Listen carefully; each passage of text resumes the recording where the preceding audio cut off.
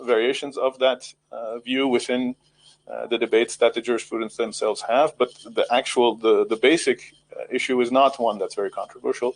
The differences exist about to the extent to which what the jurisprudents are allowed to do or not allowed to do. So we have Imam Khomeini as the jurisprudent who has the support of the people, as evidenced by their coming out and having an actual revolution and supporting him when he comes back, establishing a government. Now, at this point, Imam Khomeini could have decided not to have a republican form of government.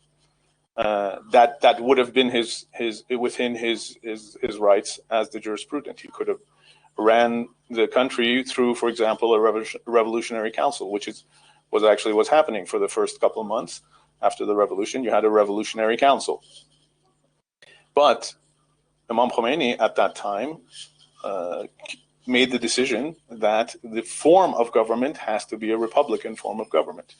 Republican form of government is obviously one that is not monarchical, where you don't have a hereditary monarch, where you don't even have an elected monarch. What you have is divided government. You have executive branch, you have a legislative branch, you have a judiciary branch. Now, in some countries where you have a monarch, that monarch is the head of state, and you have these different branches.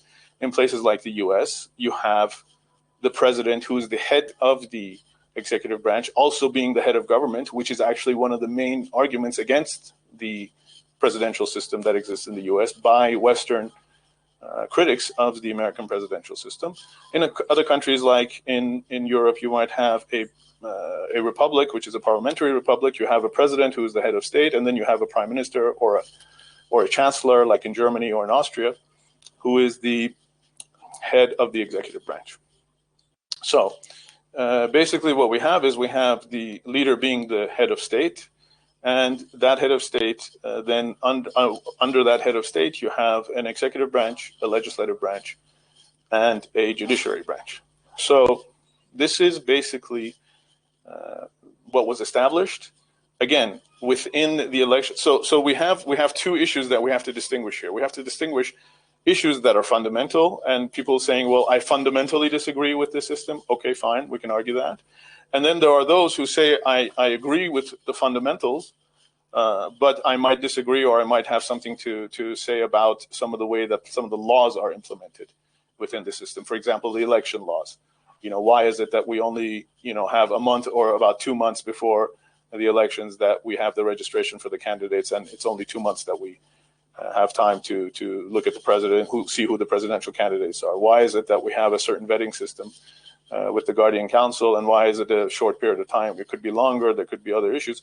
So I think it would benefit us because if we're going to keep arguing about the basics, well, we're never going to get to some sort of a reasonable result of our discussions. It is established. There's an Islamic Republic. It's been going for 42 years.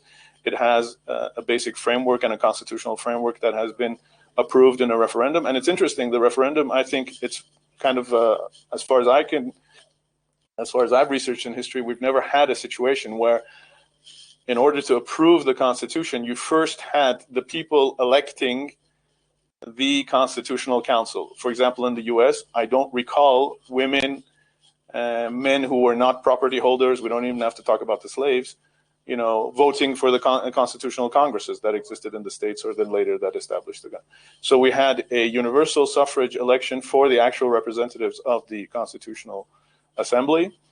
That Constitutional Assembly then wrote a draft constitution, which again was given over for a public referendum, and that was approved. So it was a double referendum. It wasn't just one referendum in terms of what the Constitution. Of course, we also had we had some changes in the Constitution in 1989 after the death of Imam.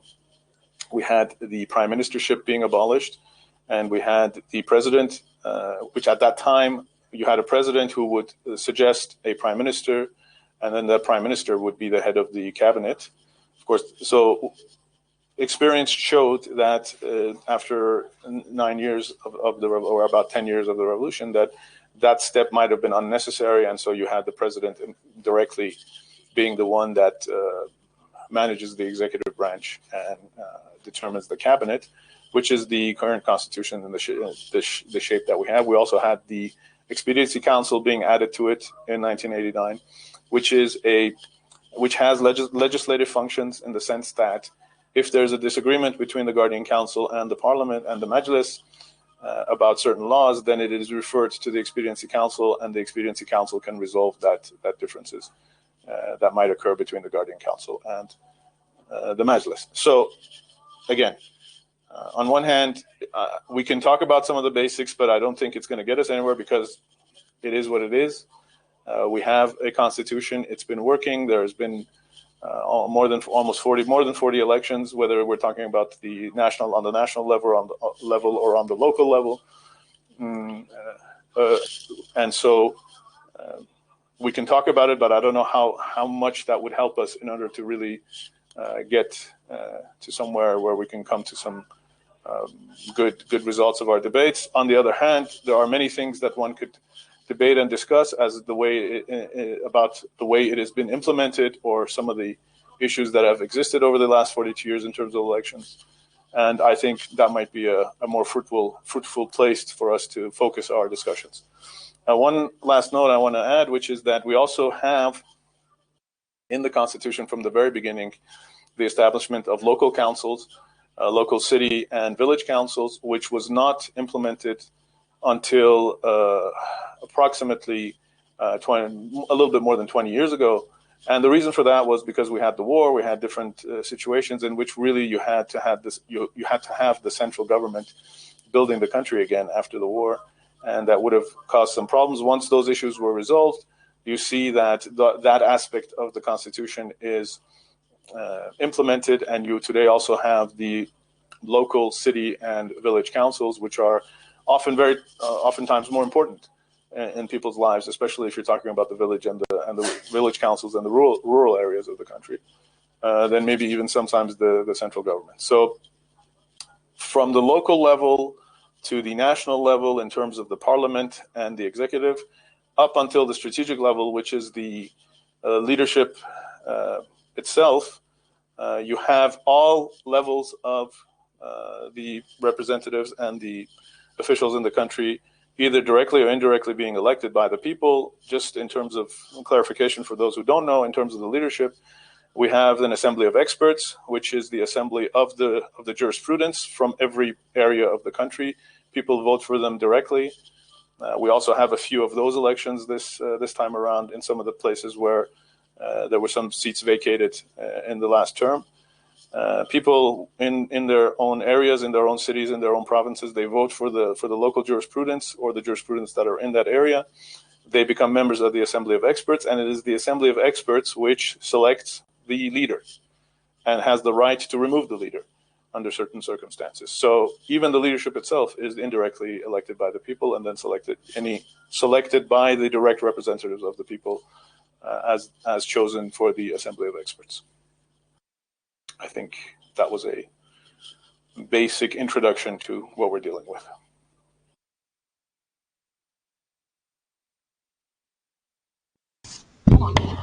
Thank you very much. Let me just join the YouTube.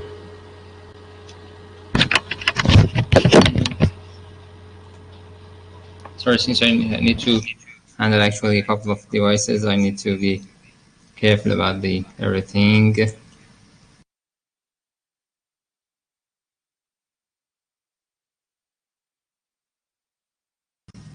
Okay, thank you very much, Dr. Robbie. Okay. You just talked about the Assembly of Experts, and we are going to have elections on that.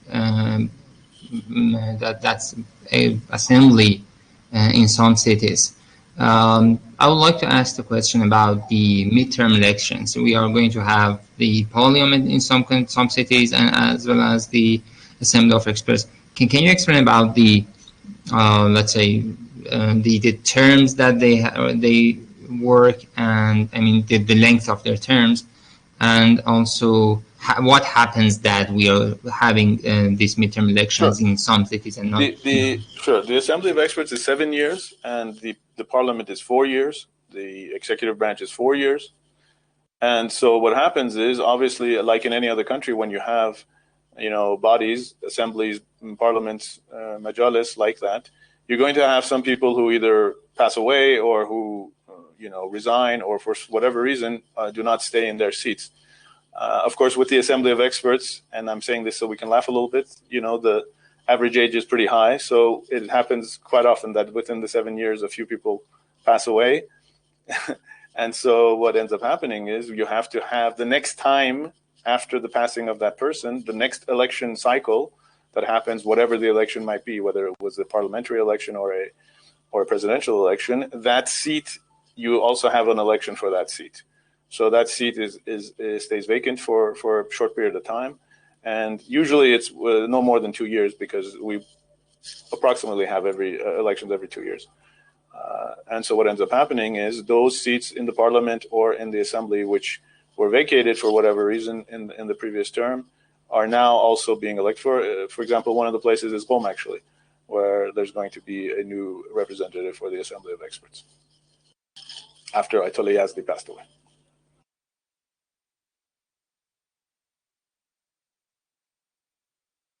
Thank you.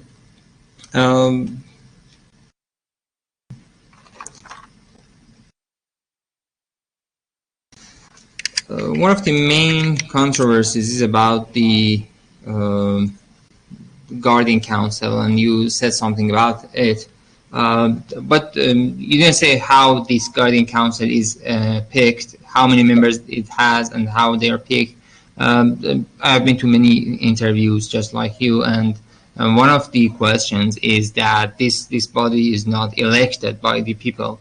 And the way they vet the candidates, it actually makes the elections some sort of not elections, we can say, put positively. So what can you tell us about that? Let's discuss the Guardian Council, which is one of the major controversies about the elections in Iran. Sure. Well, let me. I try to, whenever I'm discussing things, whether I'm in the media or when we're talking with friends about issues, is I try not to adopt the framework of whoever is, saying something. I mean, we have to look at who's saying that. The Guardian Council's role in the constitutional position in the Islamic Republic is very clear. It's something that's not a hidden thing. It's not some sort of a mystery. It's very clear. You have a 12-member body council, which 6 of them are jurisprudents, which are appointed by the leader, and 6 of them are lawyers, are legal experts. Let me ask you. Guess who appoints them? You know, but I'm saying it for dramatic effect. It's the parliament. So basically, the parliament, which is directly elected by the people, appoints 6 of those members. Now, the counter argument is, well, the Guardian Council vets the parliament members. Yes.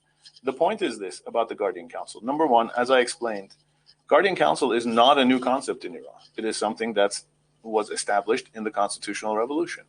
And its role is to make sure that the laws that are passed are not contrary to Sharia. And now, with the establishment of the Islamic Republic, the important part of its job is to make sure that the laws that are passed are not contrary to the Constitution.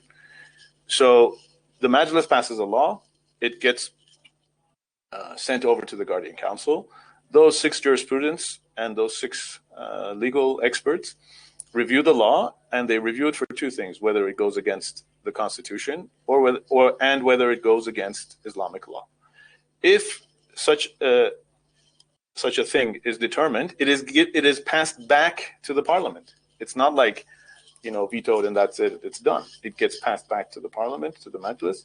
The Majlis, and it is stated the part of it that is problematic. So then the Majlis has an opportunity to revise that aspect of the law that was deemed to be contrary to the Constitution or contrary to Sharia, and it is then given back to the Guardian Council. Of course, it is done with coordination of the Guardian Council, so it's not going to go again through another round. And as I said, if there is some intractable, differences of opinion, it is then passed on to the expedient